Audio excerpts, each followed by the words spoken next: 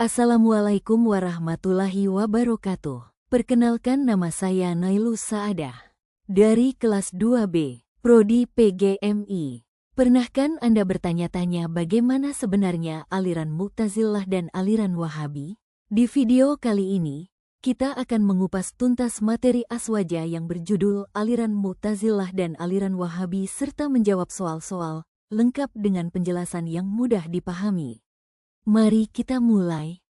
Asal-usul dan latar belakang aliran Mu'tazilah. Mu'tazilah adalah aliran teologis, kalam, dalam Islam yang muncul pada awal abad ke-8 Masehi, sekitar 100 Hijriah, di Basrah, Irak. Nama Mu'tazilah berasal dari kata Arab itazala yang berarti memisahkan diri. Ada beberapa versi tentang asal mula nama ini. Namun versi yang paling terkenal menyebutkan bahwa Wasil ibn Atta, 700–748 Masehi, murid dari Hasan al-Basri, memisahkan diri dari majelis gurunya karena perbedaan pendapat dalam masalah status orang yang melakukan dosa besar, al-manzilah baina al-manzilatain. Mu'tazilah muncul sejak era dinasti Umayyah. Namun ia baru berkembang lebih pesat pada era dinasti Abbasiyah. Para ulama berbeda pendapat tentang waktu kemunculan benih Mu'tazilah. Sebagian pendapat ia muncul dari beberapa kalangan yang awalnya berpihak Pafa'ali, yang memisahkan diri dari urusan politik, kemudian berubah menjadi keyakinan akidah. Pokok ajaran aliran Mu'tazilah. Mu'tazilah dikenal karena rasionalisme yang kuat dan usaha untuk menyelaraskan ajaran Islam dengan akal. Mereka memiliki 5 prinsip utama. Al-Usul Al-Hamsah. 1. Tauhid, keesaan Allah. Menolak segala bentuk antropomorfisme, penyerupaan Tuhan dengan makhluk. Tuhan tidak memiliki sifat yang berdiri sendiri selain zatnya. 2. Al-Adl, keadilan ilahi. Allah tidak mungkin berbuat zalim. Manusia memiliki kehendak bebas, sehingga bertanggung jawab atas perbuatannya. Al-Wa'd wa al-Wa'id, janji dan ancaman. Allah wajib menepati janji dan ancamannya. Orang mukmin akan masuk surga, sedangkan pendosa yang mati tanpa tobat akan kekal di neraka. 4. Al-manzilah baina al-manzilatain. Pelaku dosa besar bukan mukmin, bukan pula kafir, tapi berada di posisi tengah, fasik. 5. Amr ma'ruf nahi munkar. Kewajiban menyeru kepada kebaikan dan mencegah kemungkaran, bahkan terhadap pemerintah yang zalim. Tokoh-tokoh utama. 1. Wasil ibn Atta, pendiri utama aliran Mu'tazilah. Dulunya murid dari Hasan al-Basri, namun keluar dari majelisnya karena perbedaan pandangan soal pelaku dosa besar, al-murtakib al-kabirah. Berpendapat bahwa pelaku dosa besar berada dalam posisi di antara dua posisi, manzilah baina al-manzilatain, tidak mukmin, tapi juga tidak kafir. 2. Amr ibn Ubaid, penerus Wasil bin Atta, dan salah satu murid Hasan al-Basri juga.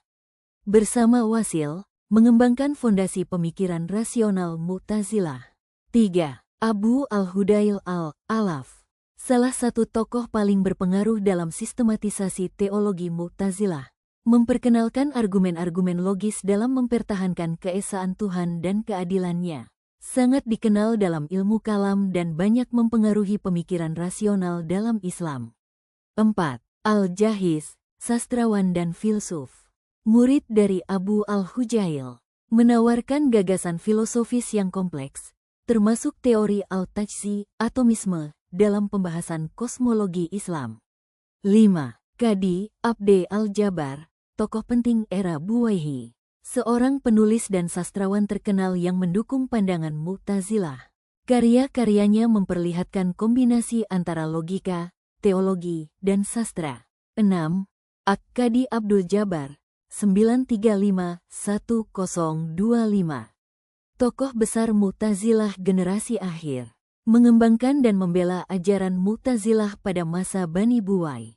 Karya terkenalnya adalah Al-Mughni fi Abwab al-Tauhid wa al-Adl, ensiklopedia teologi rasional Mu'tazilah. 7. Bishr bin al-Mutamir, W825 M, seorang tokoh penting yang memperluas pemikiran tentang keadilan dan kebebasan kehendak manusia.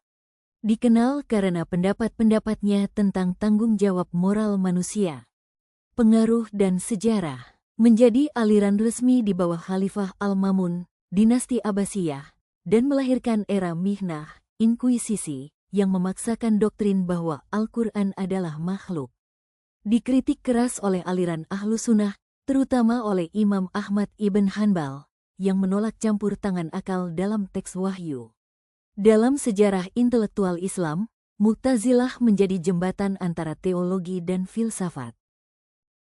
Nasib akhir, Mu'tazilah kehilangan dukungan politik setelah era Al-Mutawakkil dan pelan-pelan memudar. Namun, pengaruh rasionalisme mereka tetap terasa dalam kalangan pemikir Islam dan tafsir, terutama di kalangan Zaidiyah, Syiah moderat, dan sebagian intelektual modernis.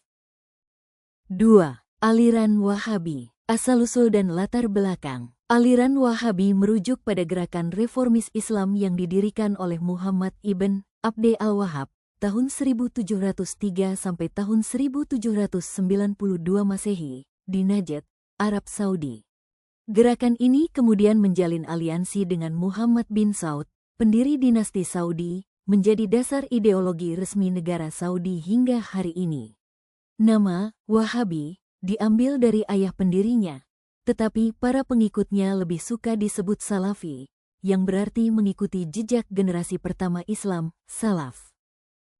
Pokok ajaran aliran Wahabi. Wahabi dikenal karena pendekatan Puritan dan skripturalis, yakni kembali kepada pemahaman literal atas Quran dan Sunnah, menolak bid'ah, dan menyerukan tauhid murni. Ajaran utamanya meliputi tauhid murni, tauhid uluhiyah, rububiyah, asma wa sifat. Penolakan terhadap semua bentuk syirik, termasuk tawasul, tabaruk, dan ziarah kubur yang dianggap mengarah pada penyembahan selain Allah. Penolakan terhadap bid'ah dan khurafat, praktik-praktik yang tidak ditemukan di masa Nabi dianggap bid'ah dan harus diberantas, termasuk perayaan maulid, tahlilan, dan zikir berjamaah tertentu. Pembersihan akidah umat. Fokus utama adalah membentuk masyarakat Islam yang murni dan bebas dari kesesatan. Ini dilakukan dengan dakwah dan, kadang, tindakan militan. Menolak takwil akal terhadap teks wahyu, menolak metode kalam dan filsafat Islam. Penafsiran harus sesuai pemahaman literal dan mengikuti ulama salaf, khususnya Ahmad ibn Hanbal, Ibn Taimiyah, dan Ibn Qayyim al-Jauziyah. Tokoh-tokoh aliran Wahabi. 1. Muhammad bin Abdul Wahhab, tahun 1703 sampai tahun 1792. Pendiri utama gerakan Wahabi, berasal dari Najd, Arab Saudi. Mempromosikan kembali ajaran tauhid yang murni dan menentang berbagai bentuk kultus terhadap orang-orang suci, ziarah kubur, dan praktik sufi tertentu. Menulis banyak karya. Salah satunya yang paling terkenal adalah Kitab At-Tauhid. 2. Muhammad bin Saud, W. 1765. Penguasa lokal dari Diriyah yang menjadi pelindung dan sekutu politik Muhammad bin Abdul Wahhab. Aliansi mereka menciptakan dasar bagi pembentukan negara Saudi pertama. 3. Abdul Aziz bin Saud, tahun 1876 sampai tahun 1953. Pendiri kerajaan Arab Saudi modern, menggunakan doktrin Wahabi sebagai dasar ideologis dalam penyatuan suku-suku di semenanjung Arab. 4. Ulama-ulama keluarga Al-Syekh, keturunan dan penerus Muhammad bin Abdul Wahhab yang menjadi mufti dan ulama resmi kerajaan Arab Saudi. Memainkan peran besar dalam menyebarkan dan mempertahankan ajaran Wahabi di dunia Islam, terutama di wilayah Saudi. 5. Ibn Baz, Abdul Aziz bin Abdullah bin Baz, tahun 1912 sampai tahun 1999. Mufti besar Arab Saudi, tokoh terkemuka dalam menyebarkan dakwah Wahabi di abad ke-20. Sangat dihormati di kalangan Salafi Wahabi karena fatwa-fatwanya yang tegas dan konservatif. 6. Muhammad Nasiruddin Al-Albani, tahun 1914 sampai tahun 1999. 6. Meskipun bukan keturunan Wahabi secara langsung, Al-Albani adalah tokoh penting gerakan Salafi modern yang banyak mengadopsi pendekatan Wahabi. Terkenal karena kritik tajam terhadap hadis-hadis lemah dan berperan dalam menyebarkan pemahaman Salafi di dunia Islam. Pengaruh dan penyebaran aliran Wahabi. Wahabi berkembang bersama ekspansi dinasti Saudi, menjadi ideologi resmi Arab Saudi. Mempengaruhi banyak gerakan Islam modern yang bercorak Salafi, seperti Salafi Jihadi, Salafi Ilmi, dan Salafi Haraki. Jaringan dakwah dan lembaga pendidikan Wahabi menyebar ke seluruh dunia melalui bantuan dana dari Saudi. Kritik terhadap Wahabi. Tuduh fanatik tekstual, terlalu kaku, dan anti-pluralisme. Menghapus tradisi Islam lokal yang sudah berabad-abad tumbuh di berbagai negara. Dianggap terlalu memandang sesat umat Islam lainnya, termasuk Asariyah dan Maturidiyah, arus utama Ahlus Sunnah. Perbandingan singkat Mu'tazilah vs Wahabi. Aspek Mu'tazilah Wahabi. Pendekatan rasionalis, akal prioritas. Tekstualis, literal Quran hadis. Pandangan Tuhan transenden, menolak sifat Tuhan literal, menetapkan sifat Tuhan tanpa takwil. Filsafat menerima dan mengembangkan filsafat, menolak filsafat. Sumber utama Quran plus akal plus kalam, Quran plus sunnah sesuai pemahaman salaf. Sikap terhadap bid'ah cenderung longgar, sangat ketat, banyak praktik ditolak. Warisan teologis kalam dan logika anti kalam, kembali ke Hanbali klasik. Posisi politik pernah didukung kekhalifahan Abbasiyah, didukung kerajaan Saudi. Latihan soal. 1. Jelaskan usyul al-khamsah Mu'tazilah dan kelemahannya. Jawabannya, usyul al-khamsah atau 5 prinsip dasar adalah doktrin inti dari teologi Mu'tazilah, sebuah aliran pemikiran dalam Islam yang berkembang pada abad ke-8 hingga ke-10 Masehi. Pemikiran ini sangat dipengaruhi oleh rasionalisme dan bertujuan untuk menyeimbangkan antara wahyu, Al-Quran, dan akal. Kelemahan umum usyul al-khamsah. Rasionalisme yang berlebihan, terlalu mengutamakan akal, dapat mengabaikan aspek spiritual dan misteri dalam wahyu, yang bisa membuat pandangan mereka terlihat kering secara spiritual. Kurangnya fleksibilitas dalam hukum, pendekatan yang kaku terhadap keadilan dan penghukuman membuat mereka kurang responsif terhadap situasi sosial yang kompleks. Pertentangan dengan konsensus, ijma. Beberapa prinsip mereka, seperti posisi di antara dua posisi, bertentangan dengan pandangan mayoritas Muslim yang lebih moderat. Latihan soal. 2. Apakah Mu'tazilah kafir sebab menafikan sifat ma'ani? Jawabannya, meskipun Mu'tazilah menafikan sifat ma'ani dan memiliki pandangan yang berbeda dalam memahami Tuhan, mereka tidak dianggap kafir secara umum dalam tradisi Islam.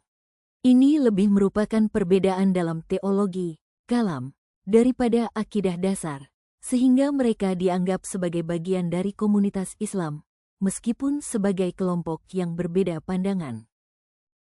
Latihan soal. 3. Jelaskan perbedaan konsep tafwid Wahabi dan konsep tafwid Ahlus Sunnah wal Jamaah. Ahlus Sunnah wal Jamaah menekankan penyerahan penuh baik makna maupun kaifiyah kepada Allah. Sementara Wahabi lebih kepada penetapan makna literal sambil menyerahkan bentuknya kepada Allah. Latihan soal. 4. Jelaskan konsekuensi dari mengkafirkan Muslim dan mengapa para ulama sangat berhati-hati dan tidak serampangan dalam hal ini. Jawabannya, konsekuensi dari mengkafirkan Muslim dan mengapa para ulama sangat berhati-hati dalam hal ini. Mengafirkan seorang Muslim, takfir, adalah tindakan yang sangat serius dalam Islam. Ini bukan sekadar penilaian moral, tetapi memiliki dampak teologis, sosial, dan hukum yang sangat besar. Para ulama sepanjang sejarah sangat berhati-hati dalam masalah ini karena berbagai alasan yang mendalam, baik dari segi agama, sosial, maupun politik. Cukup sekian atas penjelasan saya tentang aliran Mu'tazilah dan aliran Wahabi serta menjawab soal-soal. Wassalamualaikum warahmatullahi wabarakatuh.